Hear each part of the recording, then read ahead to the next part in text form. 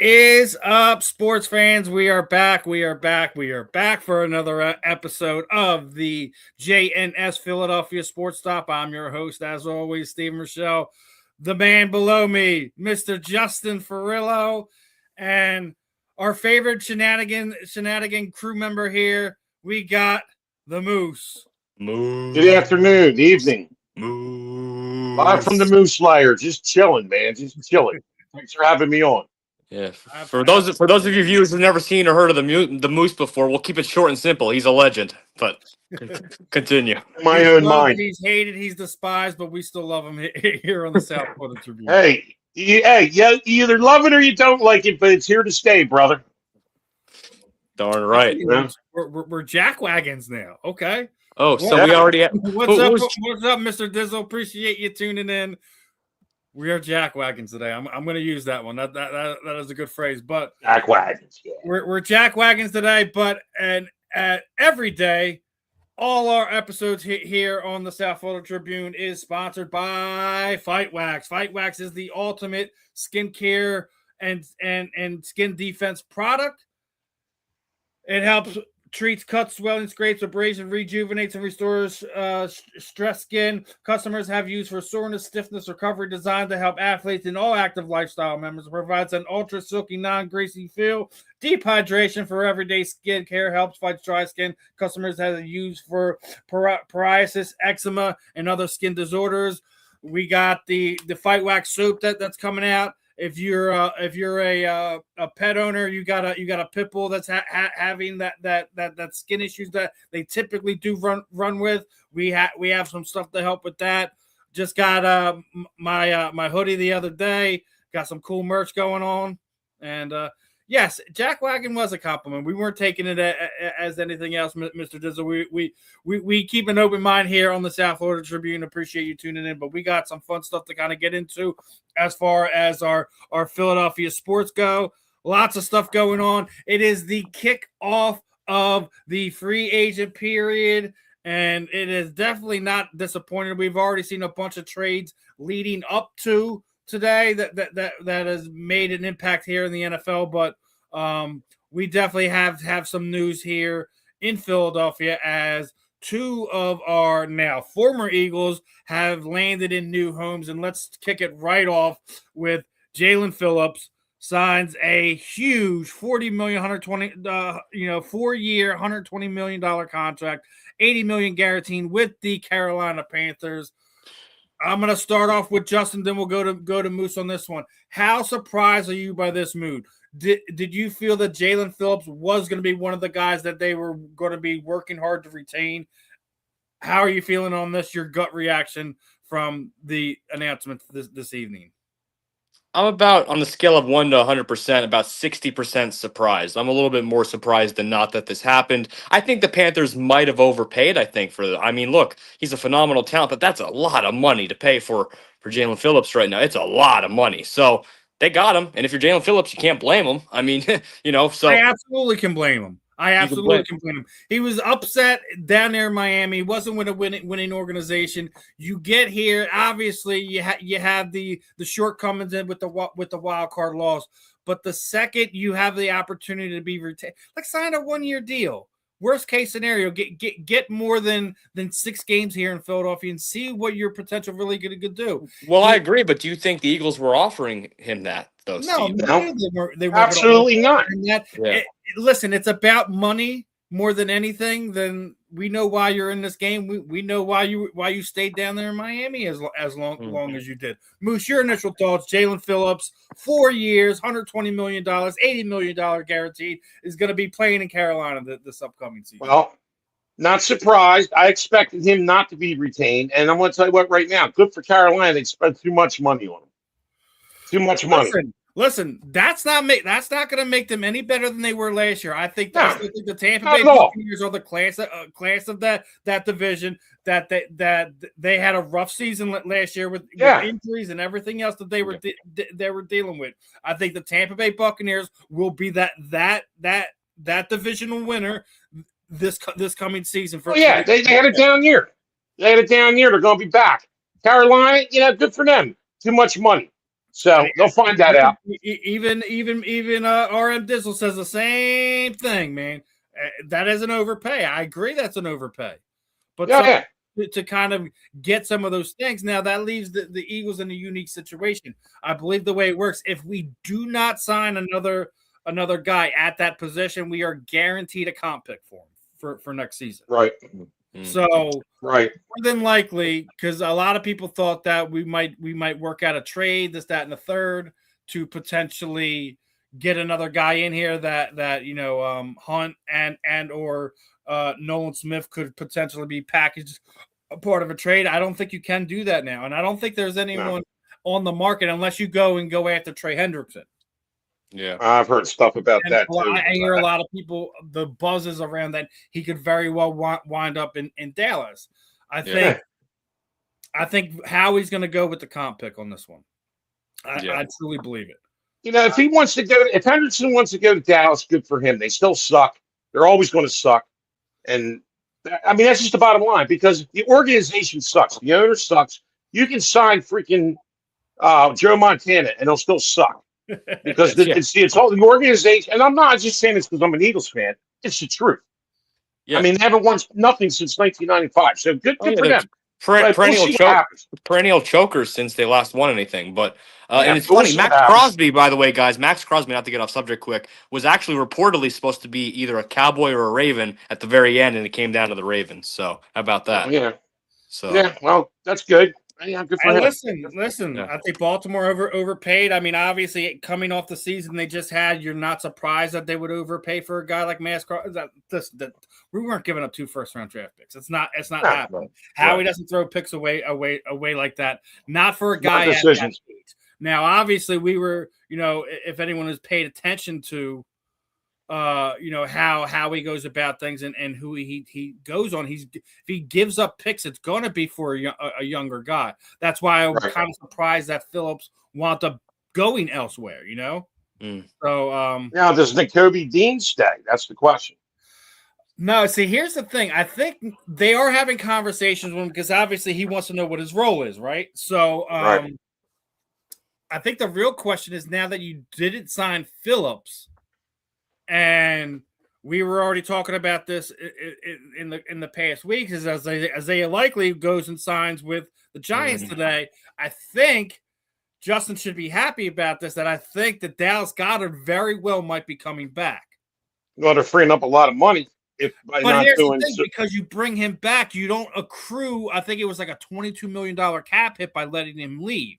Yeah. There was the way his restructure went last season, that if he wasn't on the roster this year, that there was a significant cap hit if Dallas Goedert wasn't on the roster.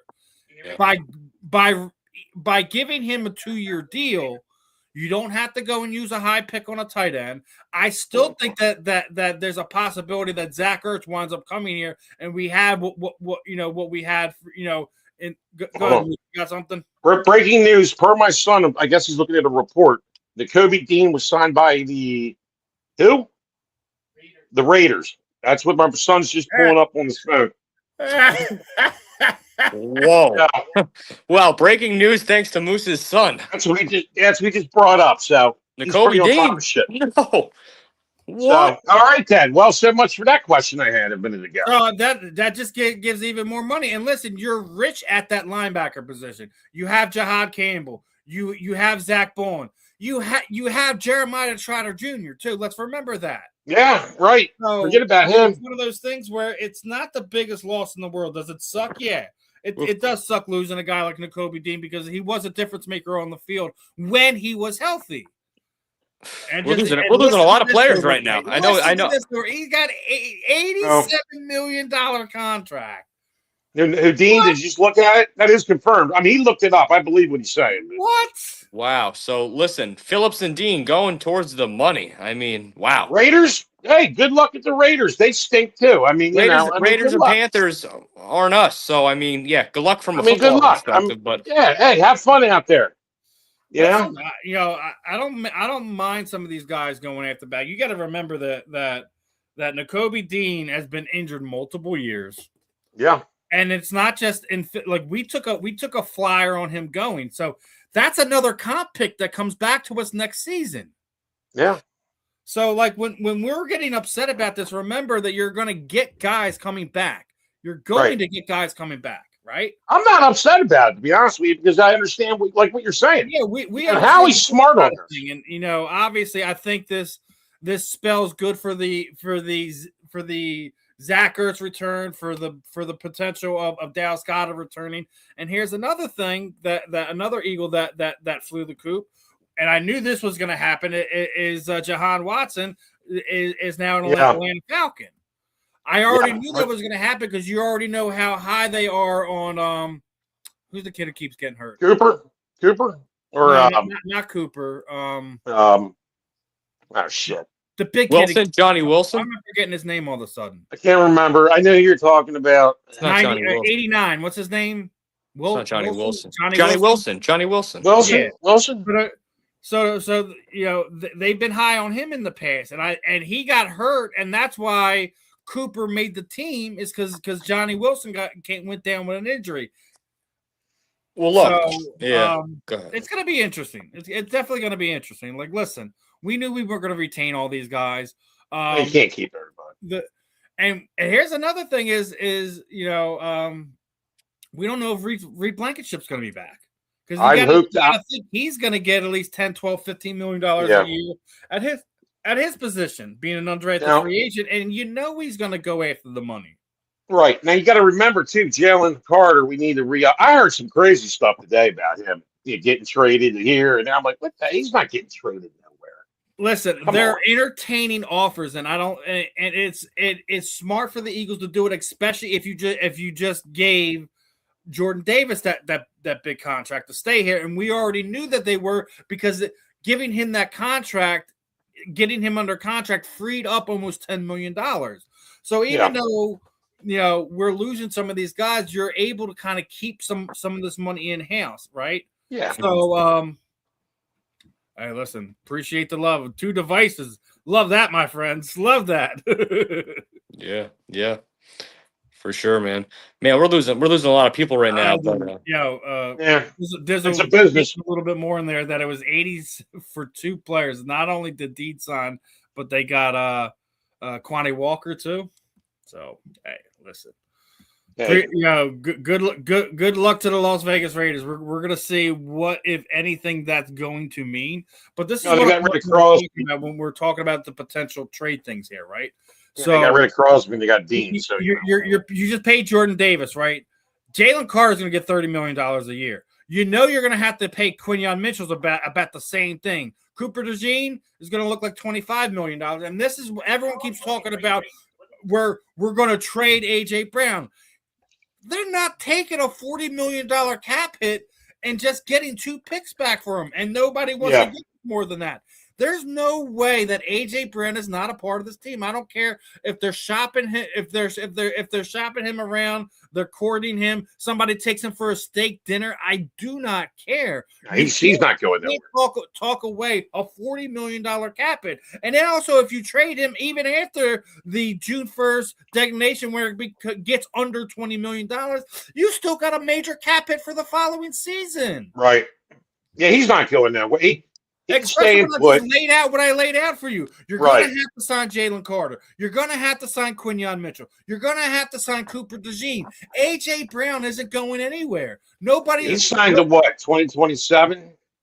A.J., right? Like I said, if anything, maybe at the trade deadline next season, there's a possibility of something being there. But I don't think that's going to happen. No. Right. I get it. Like you want to heed offers, but no one's going to blow it out of the water and overpay for A.J. Brown at this point in time. I don't care if it's New England Patriots have made 3 different offers and they flat up been told no each and every time they made an offer. Yeah. Oh, because they're not going to give him away for a bag of donuts. You know what I mean? And why should you? He's a top 3 wide receiver in the NFL. He over the last 3 seasons, he has well over 5,000 yards. You're not going to just throw him away for a bag of potato chips. Exactly. And no one's going to give you more than a first or a third, and you still have to throw in a quality player to even get us to entertain it, and that's a lot to give up for a guy like Right. AJ Brown. Yeah, we all accept AJ Brown is not going anywhere off this football team, but there's still a minority of people in this fan base that like swear that they think that every day they think he's getting traded or think he's gone or something. Well, there's people across this whole internet world that thinks. I'm like, people, stop it. Yeah, I agree. I agree. It's You know, I mean, it's enough. It you know, really it's is clickbait. enough. It's for the views and the clicks and stuff, and it just that's why people have lives. That's how they get their lives. They sit there and you got 10,000 people arguing. And it's clickbait stuff. I have to hit you with this one, guys. This is I seen this album like, oh my god, are we still doing this? Are we still doing this? So one of these guys on the Right Time podcast was basically saying he would rather have Kyler Murray than Jalen Hurts. Are these guys smoking something?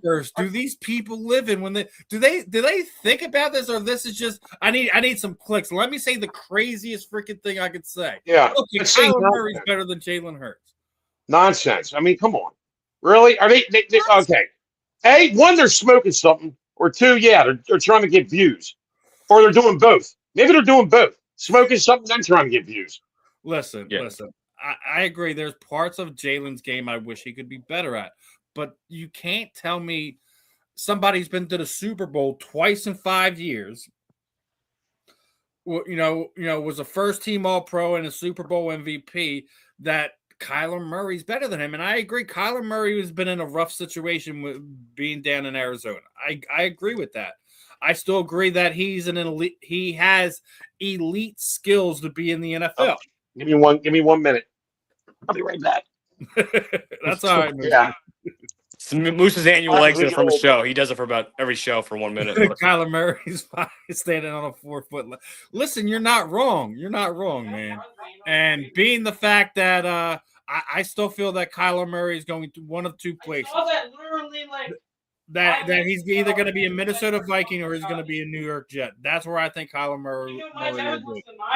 Yeah. Wouldn't be surprised if he ends up in Pittsburgh only if Aaron Rodgers does not come back. Right? Yeah, I heard Pittsburgh has a rumor, right? Yeah, but that's where like quarterbacks go to die. Like I mean, like Pittsburgh doesn't. They don't really since Big Ben. They don't really have a strong quarterback out there present. So, I mean, and while we're on the Jalen Hurt nonsense, Rich Eisen brought up something, right?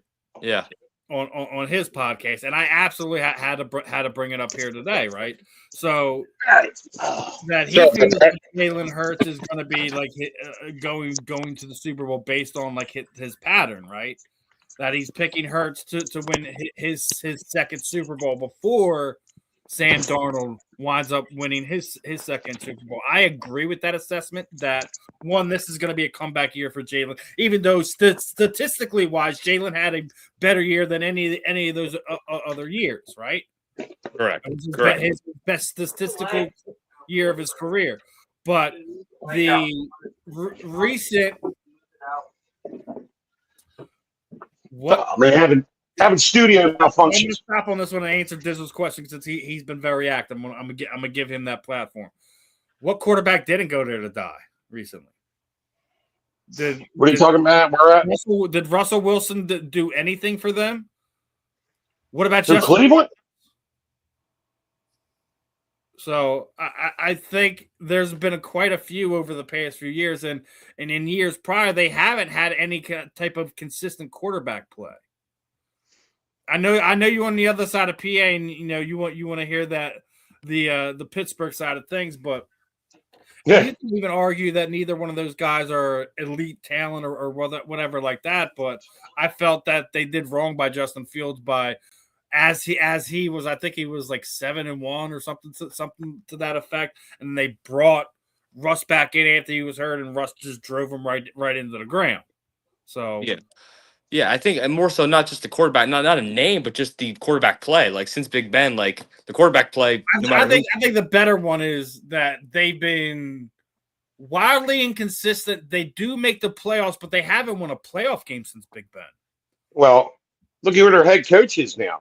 I think this will be the first Steelers head coach that won't last 1,800 years. I think McCarthy because he stinks. We'll Okay, we'll see what happens. I'm not Yeah. pro con on McCarthy just Uh. yet, but we'll see. As we were just we're just talking about Jaelan. This could potentially be a comeback year.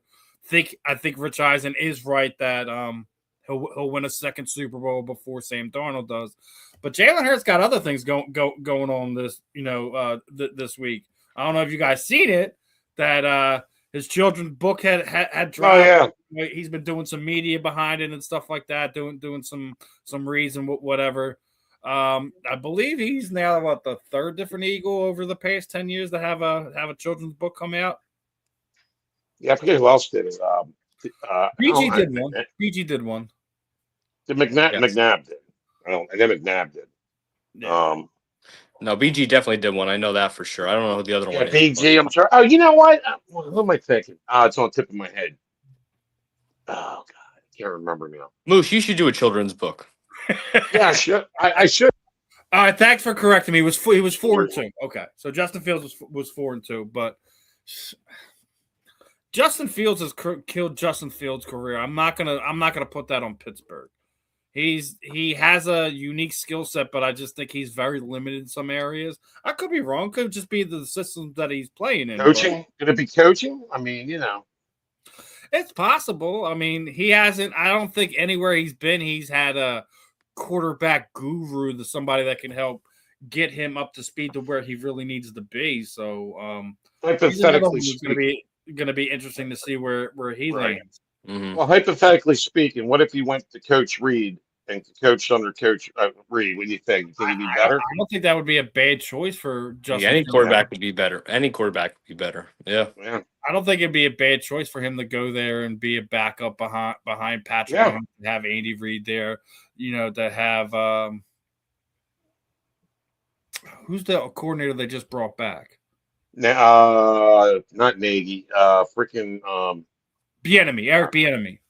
Bieniemy, yeah. So, I mean, I think that would be an ideal position for him to kind of land into.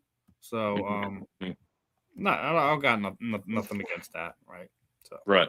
I think that'd be a good backup for Mahomes. Yeah, I think that'd be good, but I don't run the team, so yeah. Now we can get in some. We talked a little football. Obviously, you have to with everything that's going on. He's not a running back. Come on, let's be honest. He is not a full-fledged running back. Dizzle, I don't think that changes. I can't see the comments. What is it?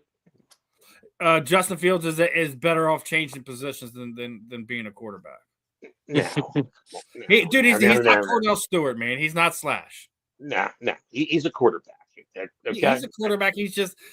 He's limited right now, and we talk about this a lot. Is that the experience you get, like when you're in college? I think that a lot more of these guys should kind of stick out either where they're going or making sure no matter where they go that they're playing. That you're playing at least 3 seasons. You need the games. You need the reps. It's a must. It's a must. Right. Now, here's a fun one for you guys. I'm gonna pull this one up. I know Moose. I'm gonna have to explain this a little one to you, right? Yeah. Who is your favorite championship team in the Philadelphia area? Maybe a little bit before some of this for Justin, but the 73, 74 Flyers, the 80 Phillies, the 08 Phillies, the 83 Sixers, the 17 Eagles, the 24 Eagles. Who is your favorite championship team? I'm going to start with Moose in this one because I know it's a tough one for him because that's a good question. The Flyers. I was born September '74, so I was in my mama's belly for that last championship. So I know from watching stuff the Broad Street Bullies were awesome, but I can't say they're my favorite because I didn't live it. Yeah. The 80 Phillies, Pete Rose, Tug McGraw, Mike Schmidt. I was little then. Of course, up to 08, they were the team. That's a good question, man. I'm trying to think, who did I have the most fun? Like, of course, with the Eagles, 2017, that's our first Super Bowl win. Yeah. So they always have a special place in my heart, and that year was awesome. Um, but just for conversation purposes, um, I guess the '08 Phillies, because we had the '07 season where they finally made the playoffs. We knew something special was brewing. You had Cole Hamels, Ryan Howard, Jimmy Rollins, Chase Utley, Victorino. That team had character, excitement, Yeah. personality. Jason Worth. You had what's his name, Jamie Moyer. I mean, Old man Jamie. yeah, old man Jamie. So and I'm gonna go with and Charlie. Uncle Charlie. Yeah. Everyone loves Charlie. Everyone loves Charlie. I'm gonna go with the '08 Phillies because I did have fun. That whole season was fun, and we had the payoff. We had the payoff at the end. With that game being extended because of the rain, and that the world's. I'm gonna go with the '08 Phillies. Yeah. It was for me, Moose and Steve. It was kind of actually down between the '08 Phillies and the 2017 Eagles, and I am going to go with the 2017 Eagles as my favorite championship because yes, it was our first Super Bowl, so historic. The story surrounding it, the underdog, it just was so Philadelphia, right? You have this real life Rocky figure, Nick Foles, beat Tom Brady on the Apollo Creed of the NFL on the biggest stage in the biggest platform with the biggest performance, with Tom Brady still throwing 500 something yards. We have no defense in that game, but until it counted with BG at the end, and it was the parade, the celebration, the history, I mean, I was just at the Philly show this weekend, and there's people still getting all the pictures from the first Super Bowl signed and memories and jersey and moments, and it's everywhere. It's iconic. So I'm gonna go with the 2017 Eagles. Yeah. Yeah. That's a special spot all by itself. I always say that. You know what I mean? But I got love for all of them. And actually, I was really thinking about the Sixers because I really love the Sixers. They're like my second favorite team of the four major sports. And we never got it done with the 0-1 out, or else the Allen Iverson Sixers might have been my number one or up there. Honestly, if they would have got the job done. But I think you say that. Yeah. Because I always say I love the '93 Phillies. That was that was a hell of a season. Came out of nowhere, and talk about a cast of characters on that team. Yeah, Williams. That's what Mitch happened. Williams, Joe Carter. The strike killed that team, point blank and period. Yeah. Right after that, you had the expansion, and we lost Eisenreich, we lost Dalton. Yep. A lot of the guys from that team went, but that's the first corner. I have a special place for the 80 Phillies just because that was the year I was born. My grandmother and my uncle were part of the Phillies ticket office at the time, so it's like there was some connection there. But I'm with Justin. The 17 Eagles, the underdog team. You just got to think literally like 3 years later that team's completely torn apart. Right. And a few years before it was torn apart. So I mean, it was something that was finally meant to be. We all agree that was a team of destiny that year. Like it felt like just every game. I'll be honest with you, not to be doom and gloom, but when Carson Wentz went out, I said, "Oh, here we go. The guys are going against us again. Here we go." Yeah, I definitely feel you on that one. It was just like he was having an MVP type season, and just everything that went against us and kind of went downhill. But I wanted to quick pop in the chat. I know we were talking about we were talking about the Steelers quarterbacks there, and we were talking about Justin Fields, and he was Dizzle was saying, "Poor Terrell Pryor switched to wide receiver, keep and that Seattle did lose their Super Bowl MVP running back, but they brought in Rashid Shaheed and signed him to a 3-year, $51 million contract. Wait, Seattle lost Kenneth Walker? Yeah, he's the Kansas City Chief. Which is funny. Did it just happen today? Yeah.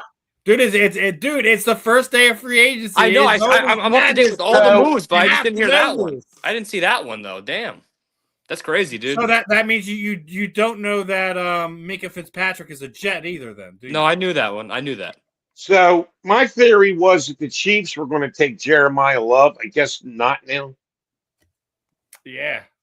Unless you want to have a two-headed monster and really rely on that running game until. Well, that would be one hell of a running. Hey, that'd be a one hell. Hey, because Jeremiah Love, man, he's by himself. He's the real deal, man. He's the real. Oh deal. yeah.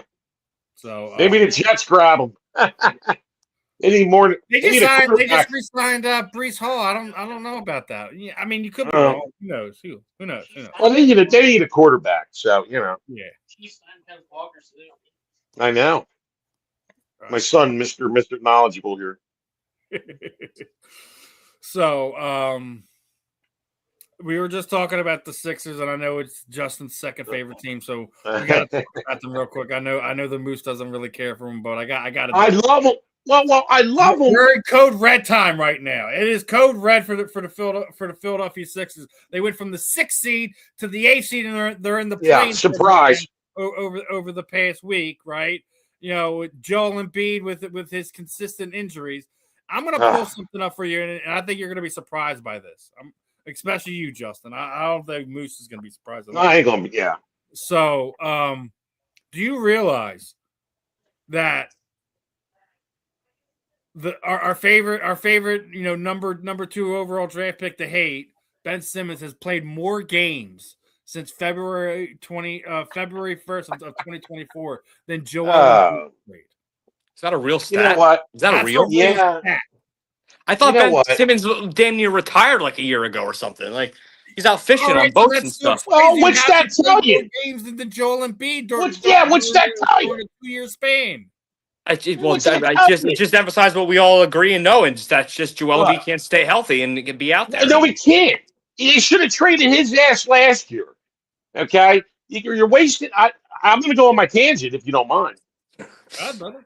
Go ahead. I love the Sixers, and we already know we've been down this road 10,000 times. It's my trigger point. I love the Sixers. I love basketball. I played basketball. That was the sport I played.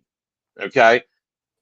They piss me off. It's a Groundhog Day with this team. I can't stand the owner. He's worried about his little team in Washington. Okay, his little shiny little toy down there. He wants a stadium built down there.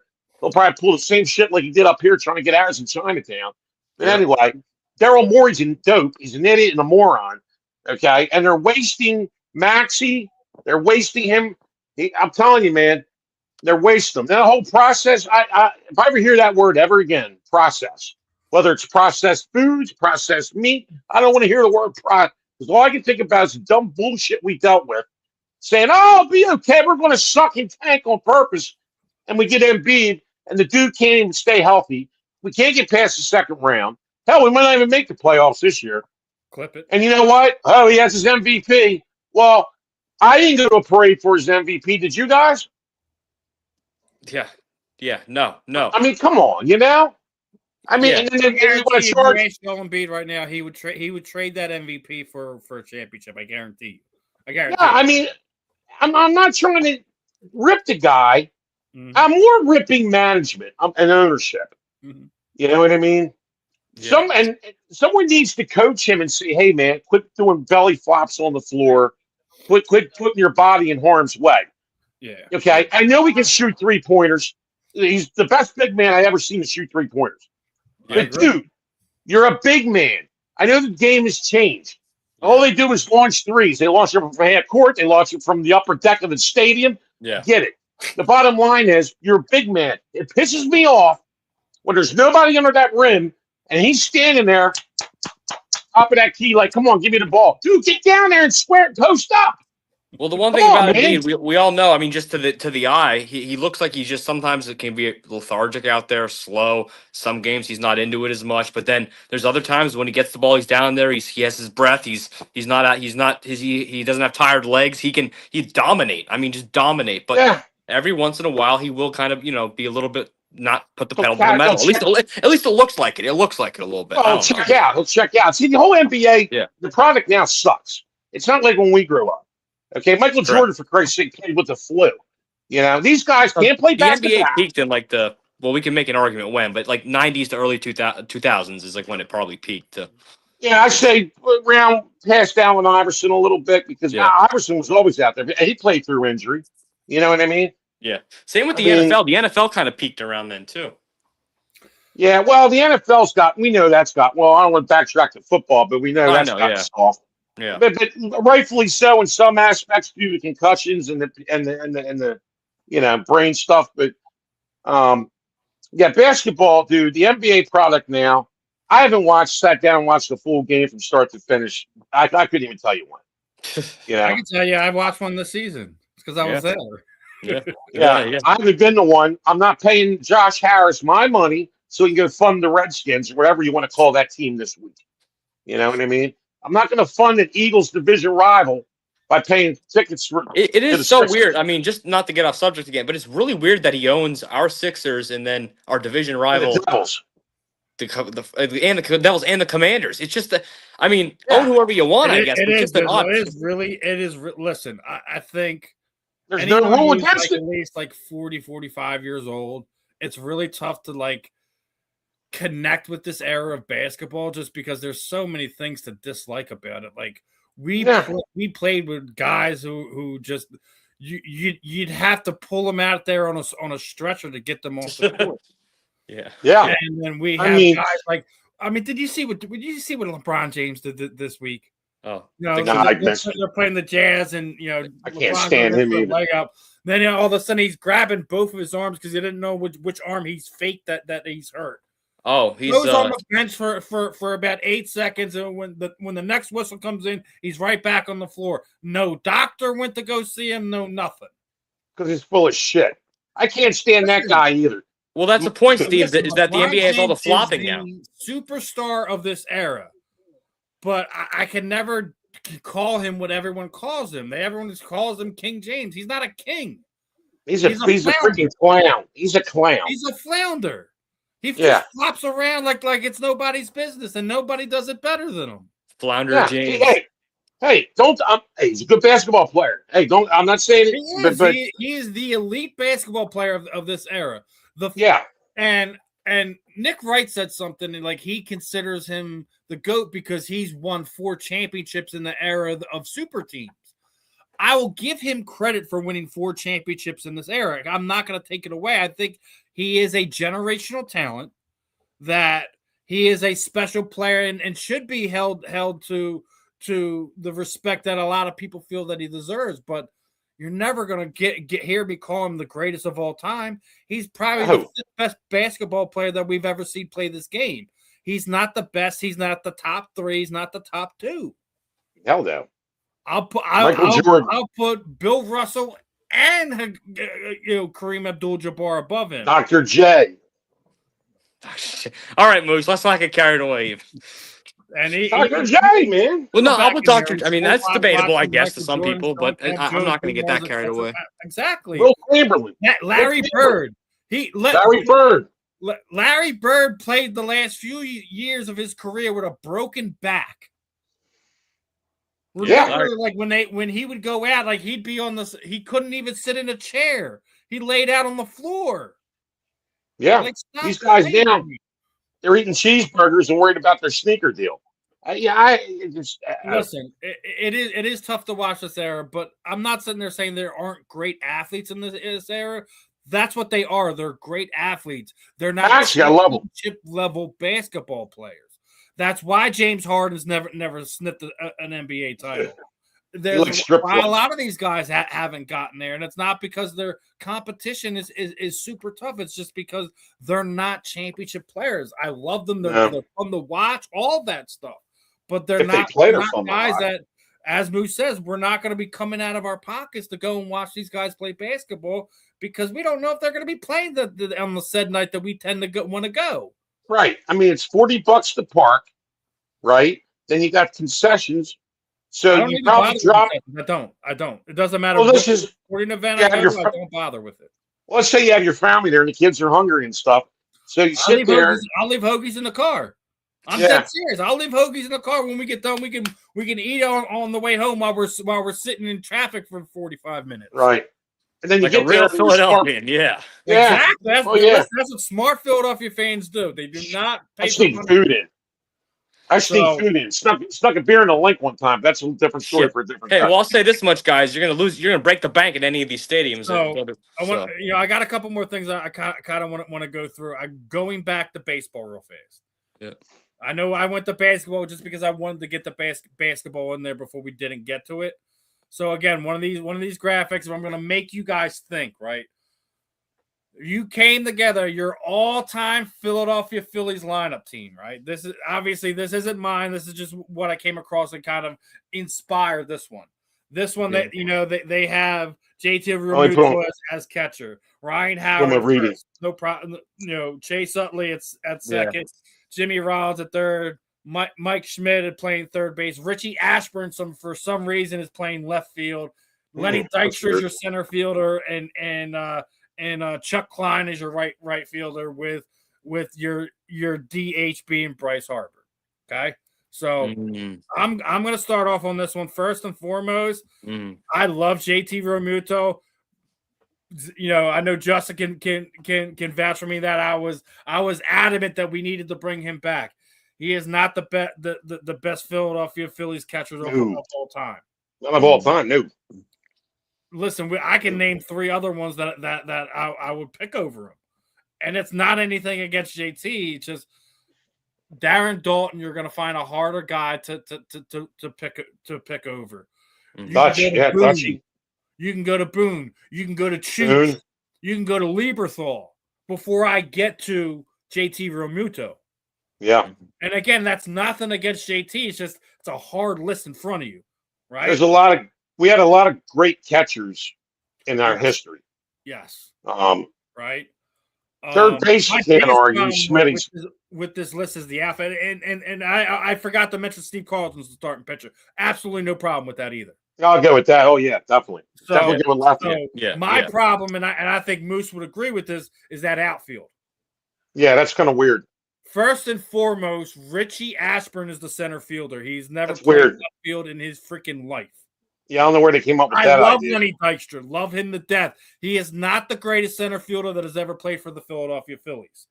Now, when I look at that outfielder, I absolutely have to put Pat Burrow out there. Yeah. And you also have to put why am I forgetting his name? Bobby Abreu. Abreu, as much as we didn't like him, he was good he was good one.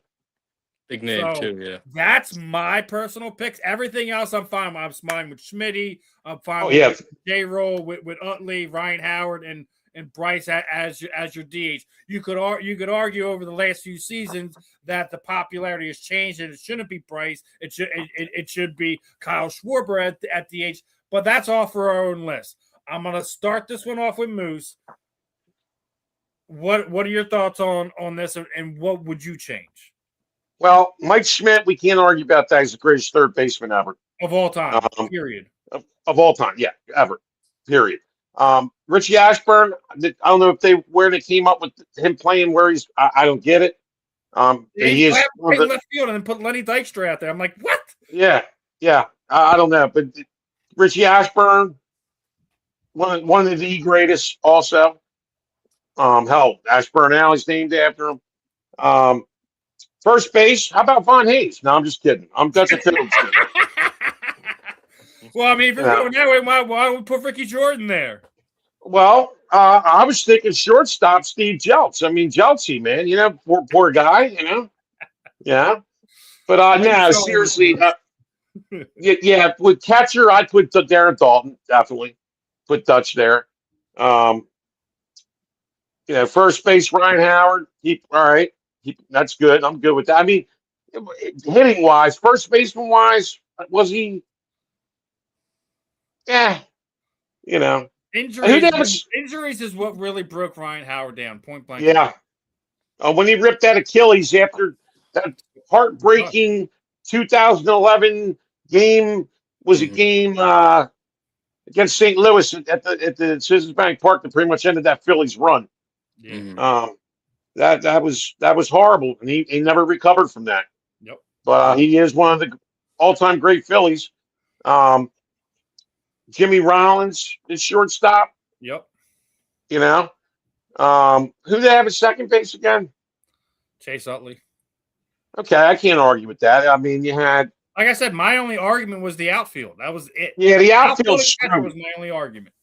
Yeah, the outfield's screwy. I'd put Shane Victorino in center field before I put Yeah. Dykstra. Get out of To here. be honest with you, flying Brandon Morris. Hawaiian, man. He made some plays out there. You know? If Brandon that's the Morris. case, might put Aaron Rowan back out there. Well, yeah, remember that we ran into that wall? Man, that was something. He'll never be forgotten for that.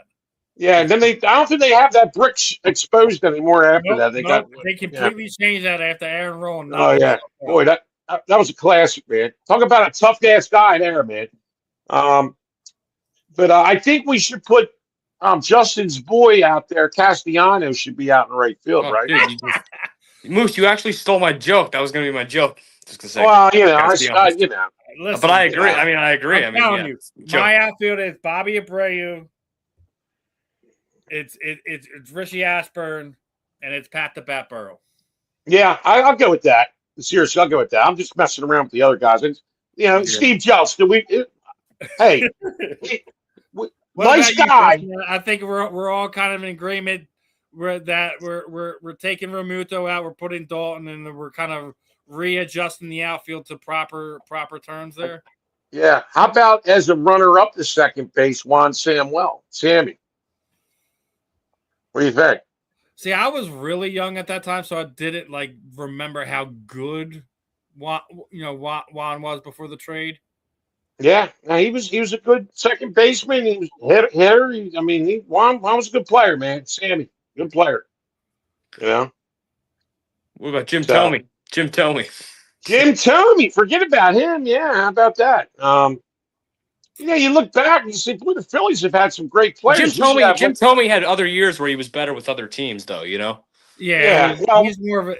As much as we loved, he was our first really big free agent signing here in Philadelphia. Yeah. He helped build Citizens Bank Park, but that's why they got him to help build that ball. From Ryan Howard and them guys, they made Citizens Bank Park special. I just thought that was a fun debate to kind of go over. That was fun, yeah. I think the other you think about, Steve, you think about all the great Phillies we've had, you would think we have more rings than we do. You know? Yeah, really. I mean, it's what it is. It definitely is what it is, my friend. It's sad, man, that and we talk about how hard it is to win championships in football.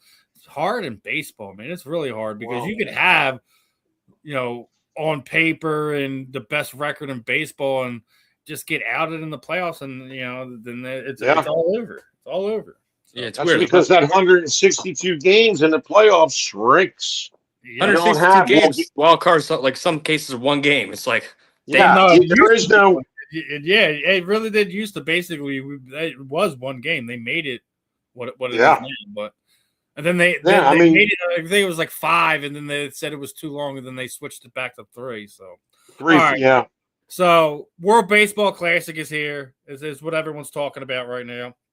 I came across this graphic, and I thought we should absolutely debate it. Right now, do you feel like Team USA would beat the Dodgers in a 7-game series?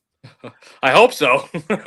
Right? Yeah, I hope so too. I mean, on this one, if you're the one, making a bet, whatever in this bizarro world, whatever. Do you feel that the Team USA from the World Baseball Classic could beat the Los Angeles Dodgers in a 7-game series? Well, geez, that says a lot about what the hell the Los Angeles Dodgers have become. They're like the Avengers of baseball. If we have to start doing like these Olympic-style teams versus them and stuff. Yeah, right.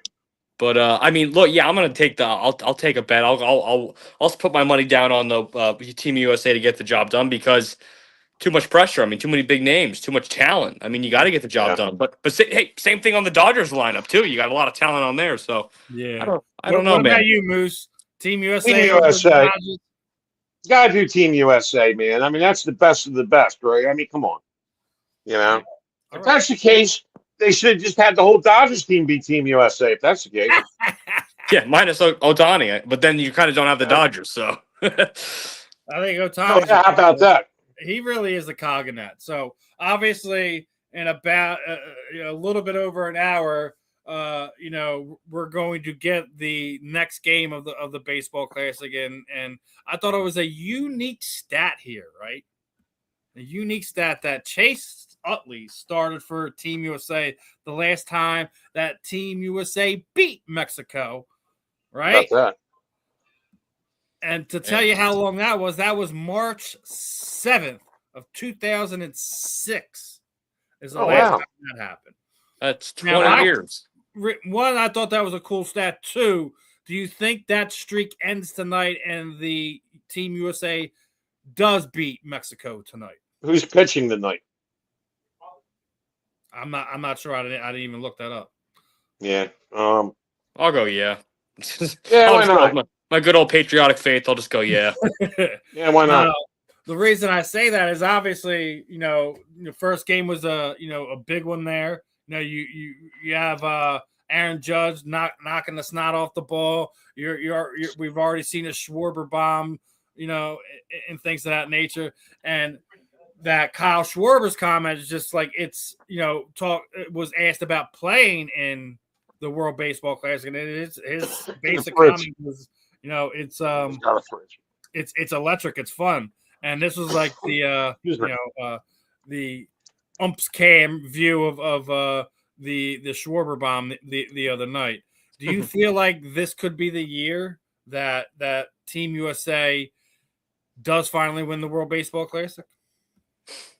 I'm going to say yeah, why not? I'm going my good old patriotic faith and say yeah, why not? All right. Ain't nothing wrong with that, fellas. Ain't nothing wrong with that. Quite literally. When you think of thank you. There's a few other countries that I guess have a lot of talent, but I think USA collectively should have the most. I think they have the most talent on the team. So I think so. I think they should get the job done. They really should. And I got more faith in Team USA than I do in the Sixers right now. Let's start there. So yeah, right. All right. Two more before we wrap this one up. Another fun one, and then a combat sports Philadelphia, Pennsylvania news note that I wanted to bring up to you guys. All right. So okay. Sorry about that. It's the off season, and a lot of stuff goes on. Everyone puts these lists together, right? So I'm gonna ask you guys this one. What is your greatest? I want your top three. Obviously, this is a list of 10 here. What is your top three greatest sports movies of all time? But I'm gonna caveat you one. You can't name Rocky. Okay, because mine is Rocky. Yeah. All right, so it's number one on just about every list. Literally, we can do an A-B one all the time. Someone me and you've already talked about this. Rocky IV is one of my favorite. But on this list, they got Coach Carter, The Wrestler, Fox Chaser, Color of Money, Raging Bull, $1 Million Baby, Creed, Warrior, Rush. There's so many different other movies that you can go in there. Oh, there's so many, yeah. Because we're from Philly, obviously, we're always going to go Rocky, right? So that's why I said when we did this, I want to caveat it that we can't add Rocky into this conversation, right? Right. So I'm going to start it off with this one, right? First and foremost is Remember the Titans, in my opinion. Right? Classic. So since we're caveating and taking Rocky out, I'm still going to put a Philly-based one in there. Even though it is not 100% accurate, I'll throw Invincible in there, right? Oh, yeah. The computer the shut other off. one, listen, everyone loves this movie. It's the Mighty Ducks, man. Mighty Ducks is in my top three. Oh, yeah. Some of the sequels may have not been as great or whatever, but I always felt D2 was probably the best one, even though, again, plot holes. I don't walk away some. But those are those are great ones. You kind of stole what I was thinking with Invincible on that one. I'll start there. That was a good one, brother. What's your top three sports movies, brother? Well, I was going to put Invincible in there, and I guess technically I'll keep it. If we're not counting Rocky, I'll put Invincible in my top three. The next one I got to go with is Tin Cup. Nobody's probably ever heard of it. It was Kevin Costner. It's a golf movie. Anyone ever hear of it? Got to show some love. Okay, sorry about that. So Tin Cup, for everybody's never watched it. I'm confident no one's ever seen that movie. Oh, all right, prove me wrong. Kevin Costner. Yeah, it's like the Rocky of golf, kind of. Is it not? Where he's like a range guy and he gets to play in the open and he's like this down on his luck, just kind of bum range instructor in the middle of nowhere. I haven't seen it in a while. I'm not but, gonna tell you all the whole movie, but yeah. it's a great movie, and he kind of makes it to the tour, and he's this underdog in the golf world, and it's actually has a great storyline behind it. So I like Tin Cup, and oh man, I got to think of a last one then. Baseball movies, man. There's a whole bunch of them. Oh yeah, you yeah. could do Moneyball. I like Moneyball. I'm not a big fan of Not that. factually accurate either. Yeah. What movie is? I guess you could do Sports movies. Yeah, there's so many. I mean, geez. Yeah. Oh, breaking news. Hold on. Oh, What'd you say? Reed Blankenship just signed with who? The Texans. What? You know, this Well, I mean, is getting. I know. And you're at their whole safety room. So I I told you this. Yeah. But the fact that he's gone, I'm telling you, this sets the stage that Dallas Goedert is coming back. Oh yeah, well you would think Dallas so now, Goedert yeah. signs elsewhere. I think at this point in time, Justin is going to rip out the rest of the hair that he has on his head. Yeah. Dude, I think we just lost like 5 players in an hour. Yeah, how about that? I'm So kidding. anyway, I'm kidding. I apologize. I had a little coughing crazy. attack because it's warm out and the allergies are rearing their ugly head. All right, Moose. Yes. We're outside of Rocky. Your top three sports movies. All right. Well, I love Invincible, Donnie Wahlberg. See, Love it. I told you we weren't the only one that was going to do it, Justin. We all love Invincible. Everyone go watch Invincible. Field of Dreams is an awesome movie. Well done. James Earl Jones. Beautiful. And number 3. I'm going to say it's not, I don't know how true of a story it is. And I've been seeing a lot of clips lately, and I said, you know what, that was a damn good movie. I know it might be kind of fictional, but it has some truth to it, is The Wrestler with Mickey Rourke. Actually, that was a really good. Like, I am a combat sports guy. I mean, I thought about saying Warrior, but like, listen, like that'd be really cheesy for me to do. I got one for you guys. Miracle on Ice. Good. Miracle on Ice. Yeah, Miracle on Ice. With it's a great movie. Was a great movie. That's a really. I love that movie actually. Yeah, I'll put that one in my top 3 for sure. How about for a runner up? I'll go with. There's 2 versions of the movie. Burt Reynolds is in both of them. The Longest Yard. Some comedies ones. My football movie. You know, that was, based off a life story. Basically, was Remember the Titans. So. Remember the Titans. That's a good one. Yeah. There are so many good sports movies. There is. It's really hard sometimes, like, when we do these type things, and it's basically pushing us to kind of make a choice between some of our favorites. That's why I do it. So as we're getting down to the last one here, right? Obviously, again, as I just said, I'm the combat sports lover here between the 3 of us, right? So I don't know if you guys seen, right? And you guys know who Platinum Mike Perry is by this point in time, right? No, it sounds familiar. Remember, I'm pro wrestling. I'm more of a pro wrestling junkie. He was there at weigh-ins. I'm surprised you didn't know him. Oh, he was? Wait, I know who you're talking about. Yeah, I got you. Right. Platinum Mike Perry is, former UFC fighter, left, bit. He is the King of Violence champion in BKFC. He also owns the Dirty Boxing promotion. Well, guess what happened this week? That it is officially licensed in the state of Pennsylvania. He co-promotes it, obviously, with John Bones Jones. And they were asking today, like, where should we go? Should we go to Philly? Should we go to Pittsburgh? Where would you like to see it first? And I absolutely think that they should bring Dirty Boxing here to Philadelphia. This ECW Arena. Fight town, and it just makes all the sense in the world for him to come to Philadelphia first. Do I think they should have him one in Pittsburgh? Yeah, absolutely. But we should be numero uno on that list. They should have it at the ECW Arena, and hey man, Phil, we are a fighting town. I mean, look at all the fans. Joe Louis, right? Bernard Hopkins, Frazier. I said Joe Louis. I'm sorry. Yeah, Frazier. Joe Frazier. Joe Lewis wasn't from Philly. My fault. Um, yeah, woo. But You already yeah, mentioned we're known guys. as a fighting town. Yeah, definitely is. I agree. Yeah, I agree. But it should be interesting. Hopefully we will get a Mike Perry's Dirty Boxing here in Philadelphia before the year's end. At least that's my hopes for it. But as we get ready to wrap this, I want to. You guys know how I typically do it. As we run it all through. Justin, obviously, you went to the Philadelphia Card Show. You met some players, got some pictures, got some content. Why is it that I think a lot of people don't really realize how big the Philadelphia Card Show is? They haven't been to it before. So I didn't understand anything about it until I went to it for the first time a year ago, a few days ago. I went to my first Philly show, and it's not in Philadelphia. I mean, you got to go. It's at the Expo Center. It's a little bit off the beaten path, a few miles, 15 minutes or whatnot, 20 minutes. But you go to it, and it's amazing, dude. I mean, there's so many so many vendors, so many card things, it's not just cards. It's all unique autographed artifacts, non-autographed artifacts, collector's items, just booths, the vendor. It's a massive giant building, and that's just the one side of it. Then the other side is the autograph pavilion where you can get the photos and autographs from all the numerous celebrities and athletes that were there, and it was amazing. I mean, just to be able to interact and meet. I got to meet. I saw Vic Fangio, Randall Cunningham, Brian Dawkins.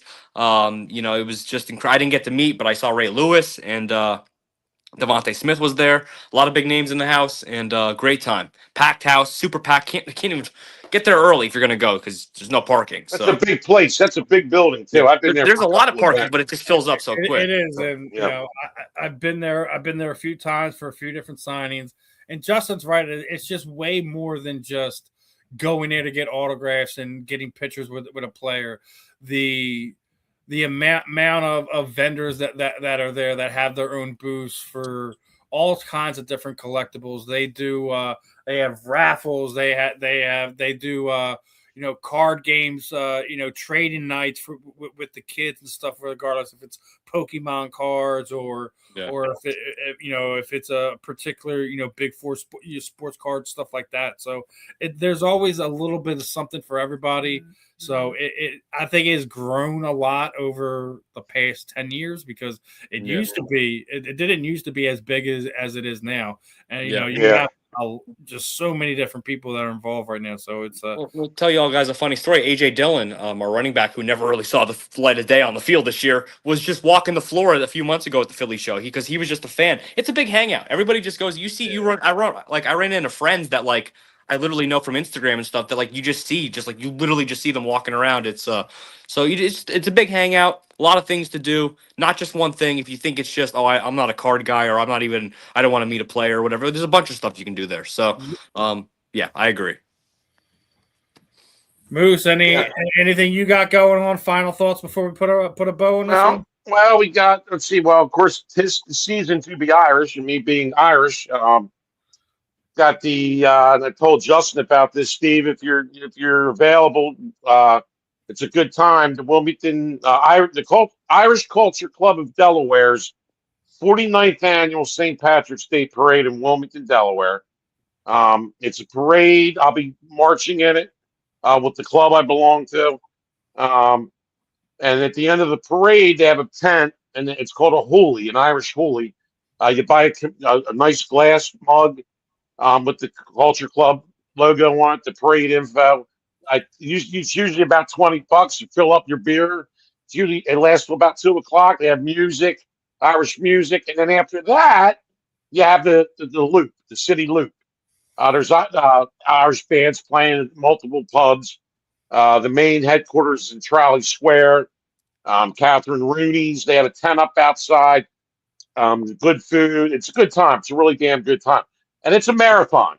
You start early in the day, and you go to whenever you run out of gas. And then, of course, you get 2 days to recover, and then you got March 17th, the holiday itself. So I'll be out and about. April 11th, Hunts in Delco. Darren Dalton Foundation event, wing eating contest, which yours truly will be participating in. And then, of course, we got Monty G's birthday party at April 19th, and that ought to be interesting. I will be there. Don't know what to tell you.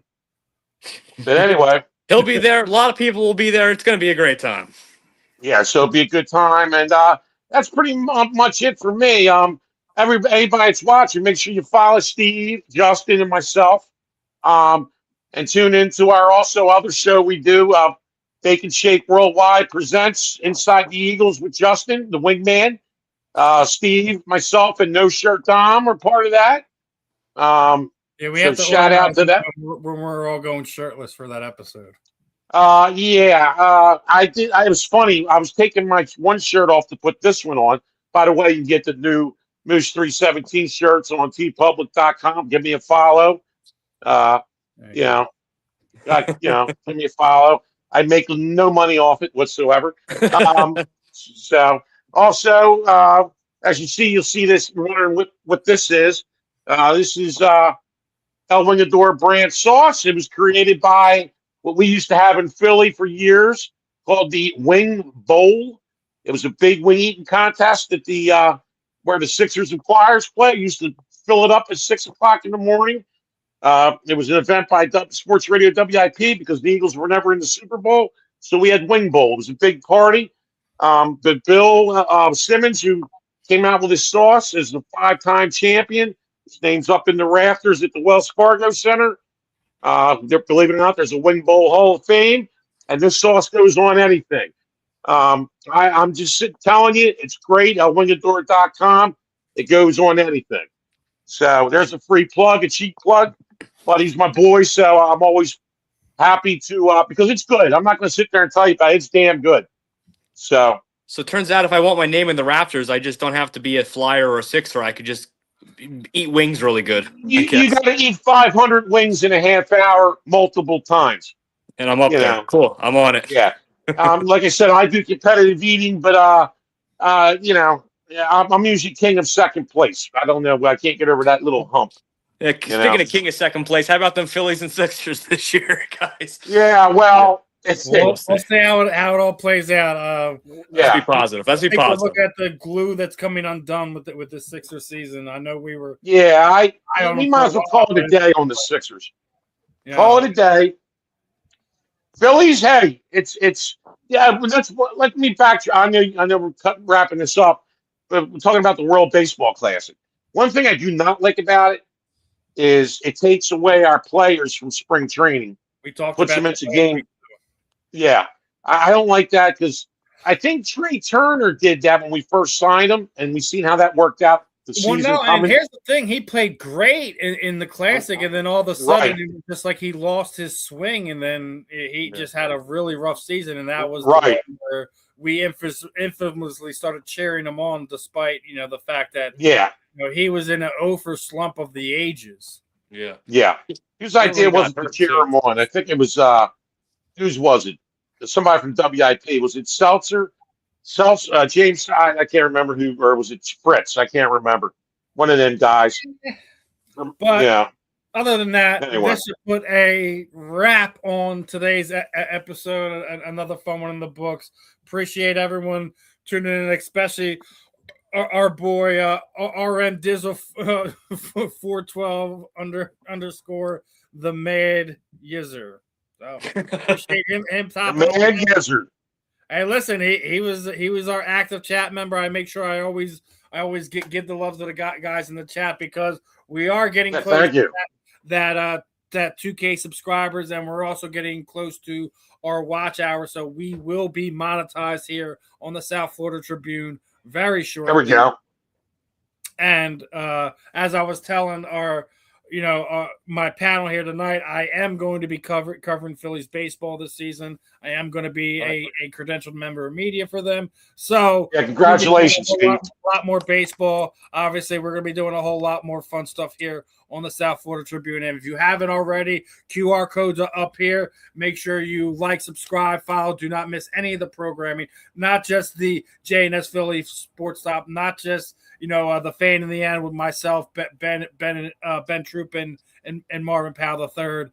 We also got inside the pigskin. You got 108 stitches baseball talk that should be going on within the next hour or so. We have a whole lot of programming for everybody here. I am working out that we're trying to get some type of a pro wrestling show on here to kind of do more stuff. Scott's even looking into doing entertainment podcasts and programming outside of the sports realm. We got so much stuff going on. The website, everything else, that all the unique events that we all cover, it is all right here on the South Florida Tribune. So, guys, if you haven't already, like, subscribe, share. Don't matter if you're on Facebook, Instagram, X. They're not on TikTok, but I'm on TikTok. It's the same with the Moosh. You can find me. I'm there. My handle is right underneath my name. It's Steve Sports Talk 1. Justin Fiorillio, obviously really easy to find on social media, and the same with the Moose. But other than that, for some reason my lamp's not working. It's starting to get dark on me in here real quick. I'm about to cut it off here now. So again, appreciate everyone tuning in. Do not miss out. I'm Steve. That's Moose. That's Justin Fiorillio. We will see you guys next week here on these JNS Philly Sports Style. Peace out, my friend. All right. Peace.